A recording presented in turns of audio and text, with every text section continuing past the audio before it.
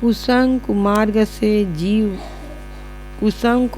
से जीव बचावे, युक्ति भेद दय शरण लगावे। सद्गुरु बुरे संग और बुरे पथ से जीवों को बचाते हैं, उपाय और मर्म बताकर शरण में लगा लेते हैं। कुसंग कुमार्ग किसे कहते हैं और उनसे जीवों को बचाना क्या है? मिल गए कहाँ रही? कुसंग कुमार्ग किसे कहते हैं और उससे जीव को बचाना क्या है?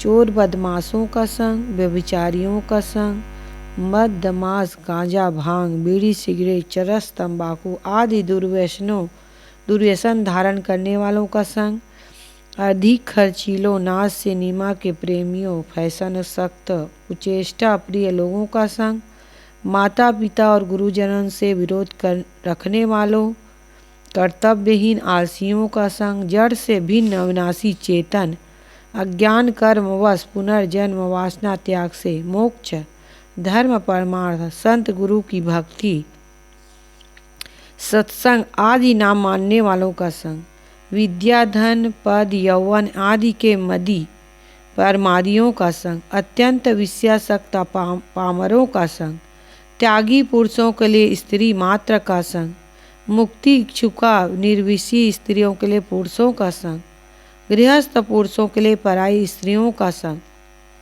गृहस्थ स्त्रियों के लिए पराये पुरुषों का संग, ये सब कुसंग है।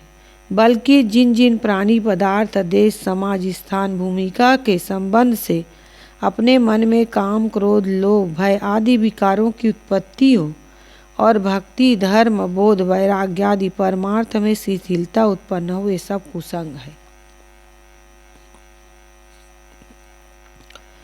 चोरी करना, घूसखोरी ठगाई धूर्ताई करना, किसी प्राणी की हत्या करना, किसी को जाल में फांस देना, व्यभिचार करना, झूठ बोलना, झूठी साक्षी देना, चुगली करना, पर निंदा करना, दुर्व्यसन धारण करना, माता पिता की सेवा न करना, गुरुजनों से विरुद्ध चलना, पराये का हित करना, मांस मद्यादि भक्षण करना, लोक निंदित कर्म करना, बिना हेतु सबसे झगड़ा करते रहना, जीवों को सताते रहना, यह सब कुमार्ग अर्थात कुकर्म है। सद शिक्षा देकर उपर्युक्त कुसंग कुकर्मों से जीवों को सर्वथा छुड़ा लेना ही उनसे बचाना है। युक्ति भेद देकर शरण में लगाना क्या है? युक्ति भेद कहते हैं उपाय को, और युक्ति कहते हैं उपाय को, और भेद कहते हैं मर्म या वास्तविकता को। युक्ति क्या है? उपाय, और भेद मर्म या वास्तविकता। दुर्व्यसन दुराचरण तथा संसारासक्ति से छुड़ाकर कल्याण पथ में लगाने के लिए जो यह शिक्षा देता है कि कुसंग का त्याग करना चाहिए, नित्य सत्संग करना चाहिए, सद्कर्म करना चाहिए, बिना परीक्षा किए मन का कहा नहीं करना चाहिए, अपने दोषों को देखकर अपना सुधार करना चाहिए इत्यादि, यही जिज्ञासु को युक्ति अर्थात उपाय बताना है। दुर्व्यसन धारण से अपने तन मन धन तथा धर्म का नाश होता है। दुराचरण से लोक परलोक दोनों बिगड़ते हैं। संसार का प्रेम स्वार्थमय है, कोई किसी का नहीं है।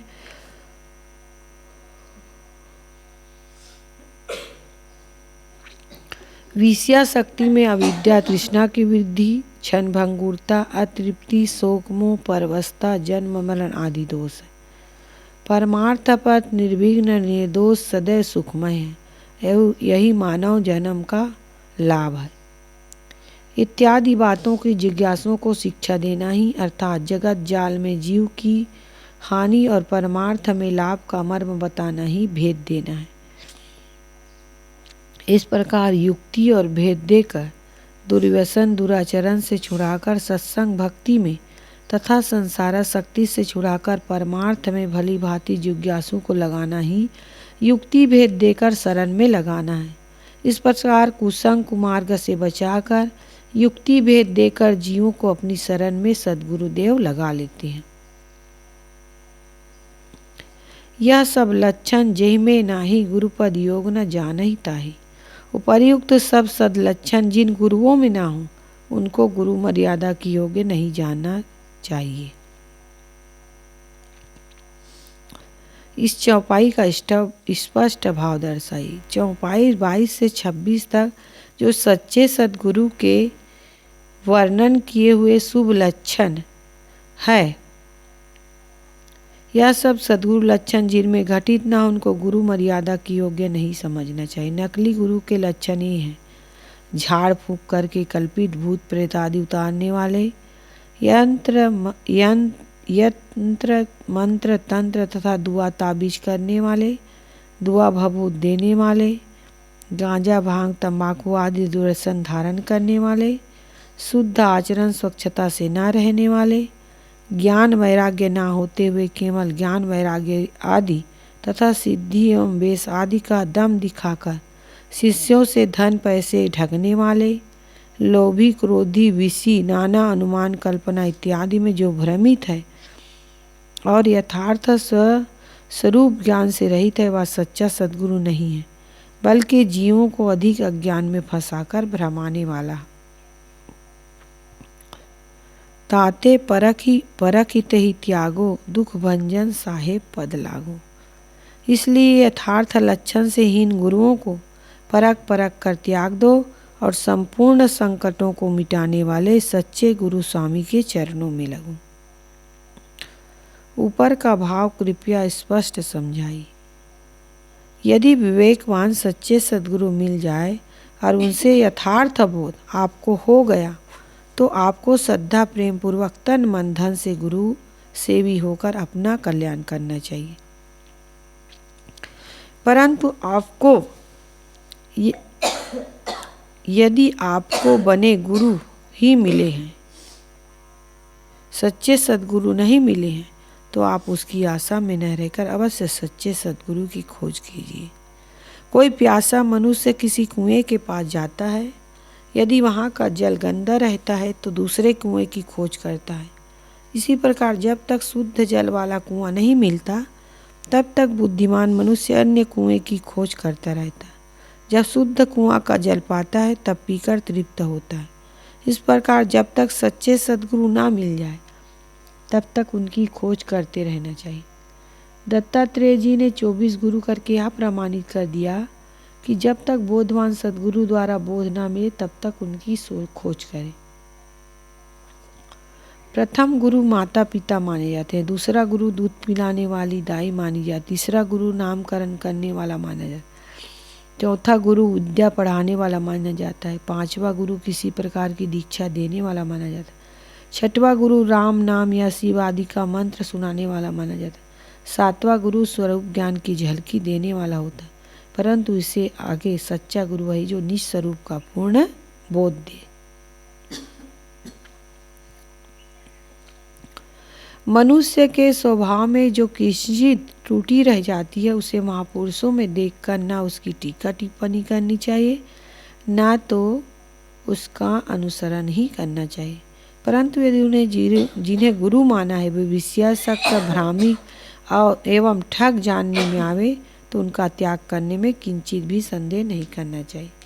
ऐसे गुरु के त्याग देने में पाप नहीं है बल्कि पुण्य है। बल्कि भ्रमिक और विषयासक्त का त्याग कर देना ही पुण्य है, ना त्यागना पाप है। कुचालों का अनुकरण न करते हुए कुचाली माता पिता की सेवा रक्षा की जा सकती है, परंतु कुचाली गुरु का दूर से ही त्याग करना परम कर्तव्य। कबीर साहब कहते हैं, गुरु किया है देह का सद्गुरु चिन्ह नाही, भव सागर के बीच में फिर गोता खाए।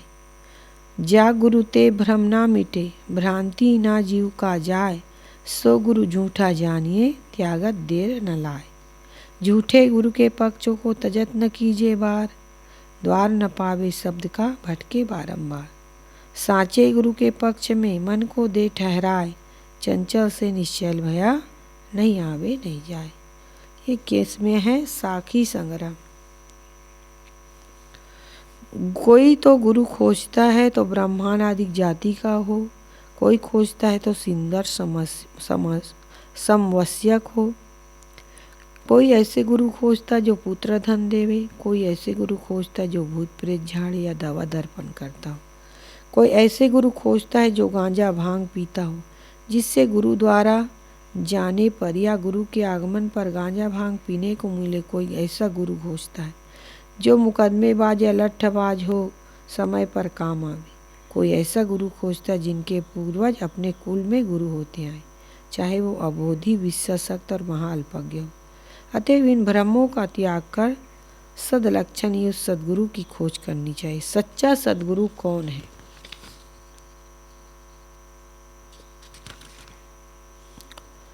22 से 27 तक सच्चे सदगुरु के लक्षण का वर्णन किया, उसे पुनः भली भांति मनन करें। दया क्षमा सद्गुण के धामा, बसे तहाँ नासे सब कामा। दया क्षमादि संपूर्ण सद्गुणों के मंदिर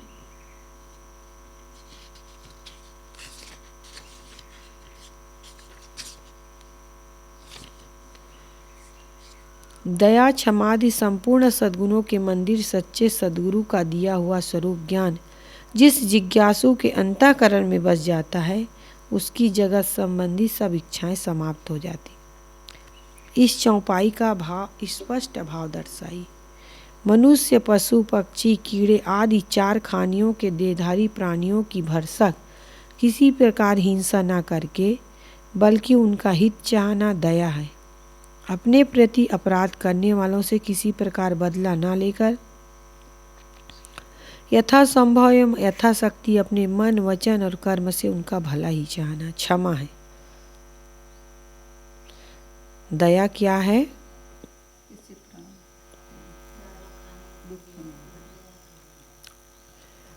इसके हिंसा ना करके बल्कि उसकी हित चाहना क्या है? दया है। और अपने प्रति क्षमा क्या है? अपने प्रति अपराध करने वालों से किसी प्रकार बदला ना लेकर यथासंभव एवं यथाशक्ति अपने मन, वचन और कर्म से उसका भला ही चाहना। कोई हमारे साथ गलत किया, उसका भी भला चाहना ही क्या है? क्षमा। इस प्रकार दया, क्षमा और अन्य भी सत्य, धैर्य, विवेक, विचार, वैराग्य आदि समस्त सद्गुणों से वे सच्चे सद्गुरु युक्त होते हैं। उन सद्गुणों का उपदेश